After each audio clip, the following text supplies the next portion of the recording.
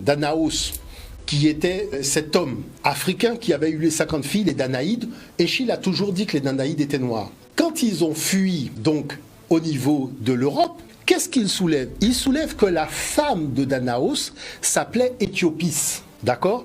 Et qu'est-ce qu'il dit? Il dit, or, c'est ce teint noir qui a fait que les Éthiopiens ont été qualifiés de visage boulé. D'accord? Je vais vous expliquer une chose qui est très simple. Au départ, il y a une jeune femme qui s'appelle Yo, qui se retrouve en Afrique du fait de commerçants phéniciens.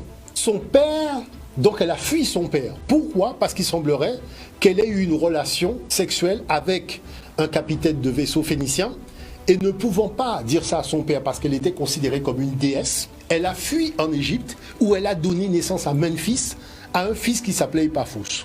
Moi, je suis parti au départ en disant que comme c'est des gens en Europe, donc ce sont des Européens, mais les Phéniciens, comme ils sont d'ascendance cananéenne, donc elle a eu un fils métis. Non, parce que Échille dit dans les Suppliants, et le fils que tu mettras au monde en Afrique sera le noir Epaphos. Ça veut dire qu'au départ, Epaphos même est noir. Donc si Epaphos est noir, ça veut dire que Yo est noir, et Inachos, qui est le papa de Yo au niveau de l'Europe, est noir aussi. Et qu'est-ce qui se passe? Il se passe que, écoutez bien parce que c'est puissant, cet Epaphos à Danaos et Égyptos. Égyptos se retrouve en Égypte. Bon, ça, c'est pas un scoop, c'est des Noirs.